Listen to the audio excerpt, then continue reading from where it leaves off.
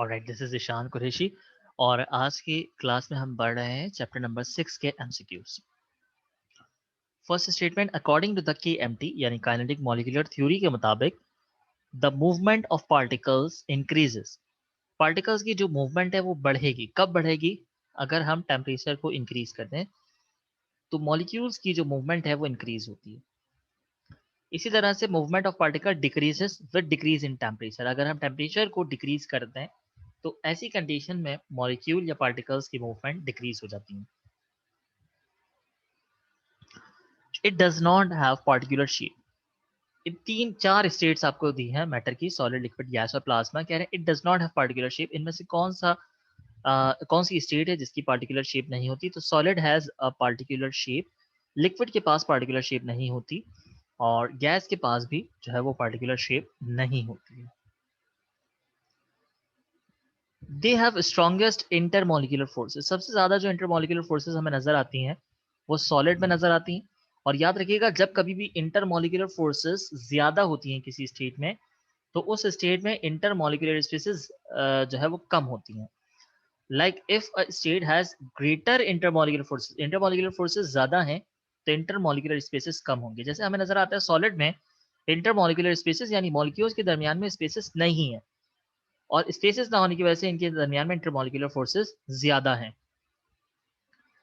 इसी तरह से they have highest intermolecular spaces. मैं इससे पहले हाईलाइट कर लेता हूँ, right. They have highest intermolecular spaces. सबसे ज्यादा जो इंटरमोलिकुलर स्पेसेस होती हैं वो गैस में होती है। बोल्ड गलत हुआ हुआ है तो मैं इसे डिफरेंट कर लेता हूँ, राइट।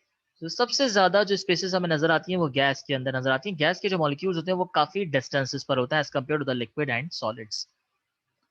और इसी सवाल को अगर मैं थोड़ा सा आपको मजीद बताऊं कि ये क्वेश्चन लिखा हुआ है they have strongest intermolecular forces. सबसे ज्यादा स्ट्रॉन्गेस्ट इंटरमोलिकुलर फोर्सेस यहाँ है। और स्टेटमेंट अगर हो they have weakest intermolecular spaces या they have lowest intermolecular spaces, सबसे कम इंटरमोलिकुलर स्पेसेस, तो सॉलिड। इसी तरह से हाईएस्ट इंटरमोलिकुलर स्पेसिस, सबसे ज्यादा इंटरमोलिकुलर स्पेसिस गैसेस के पास। और इसी तरह से इनके पास जो है वो स्ट्रॉन्गेस्ट था तो यहाँ पे वीकेस्ट इंटरमोलिकुलर फोर्सेस होंगे। Now rate of diffusion of gas is inversely proportional. Rate of diffusion of gas यानी कि डिफ्यूजन का जो अमल है गैसेस के अंदर, उसकी जो रफ्तार है, उसकी जो स्पीड है, उसका जो टाइम पीरियड है वो डिपेंड करता है किस पे? इनवर्सली प्रोपोर्शनल है। रिलेशनशिप क्या है? Inversely proportional square roots of it density. Right, I should highlight it like, yeah. So the inversely proportional to the rate of diffusion of gas. Diffusion of hydrogen gas, hydrogen gas के अंदर जो diffusion का वो अमल है वो oxygen से कितने time ज्यादा है? 2, 3, 4 या 5?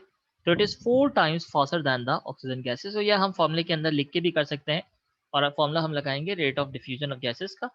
तो R is equal to under root density लिख सकते हैं या मास पर यूनिट वॉल्यूम भी लिख सकते हैं। तो दोनों तरीके से हमारे पास आंसर आ जाएगा और हमें पता चल जाएगा कि रेट ऑफ डिफ्यूजन हाइड्रोजन का ऑक्सीजन से जो है वो 4 टाइम फास्टर होता है।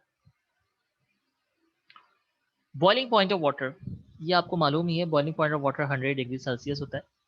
Camphor, dry ice, iodine are the examples of sublimation. की क्या सब्लिमेशन है? सब्लिमेशन वो प्रोसेस है जिसमें आपका सॉलिड सब्सटेंस डायरेक्टली कन्वर्ट हो जाता है गैस में बजाय इसके कि वो लिक्विड स्टेट में हो। आइस की अगर हम बात करें तो आइस पहले लिक्विड स्टेट में कन्वर्ट होगी और उसके बाद हम हीट करेंगे तो ये वेपर्स बना के एवोपरेट होंगे। बट हम ड्राई आइस की बात करें जो कि कार्बन डाइऑक्साइड। इसी तरह से कैम्फर, आयोडीन भी सॉलिड सब्सटेंसेस होते हैं और इसे अगर हम नॉर्मल रूम टेम्परेचर पे रखते हैं तो ये फ्री ऑक्सीजन के साथ रिएक्शन कर लेता है। This phenomena is called sublimation. The escape of liquid, liquid molecules का एस्केप हो जाना फ्रॉम द सरफेस, सरफेस से ये फिनोमेना एवापोरेशन कहलाता है। सब्लिमेशन मैंने अभी बताया जिसमें सॉलिड डायरेक्टली कन्वर्ट होता है गैस के अंदर, लिक्विड की तो बात ही नहीं होती। सब्लिमेशन के बाद बॉइलिंग पॉइंट, वो टेम्परेचर है जिस वक्त मॉलिक्यूल्स जो है वो बॉइल्ड हो जाते हैं। फ्यूजन जो है वो मेल्टिंग का दूसरा नाम है। So correct option is the evaporation. The melting point of water, पानी का जो मेल्टिंग पॉइंट है वो कितना है? पानी का मेल्टिंग पॉइंट 0 डिग्री सेल्सियस है और फ्रीजिंग पॉइंट जो है वो -4 है। याद रखो पानी -4 डिग्री सेंटीग्रेड पे फ्रीज होता है, 0 डिग्री पे मेल्ट होता है और 100 डिग्री सेंटीग्रेड पे बॉयल होता है। I wish you all the very best of luck.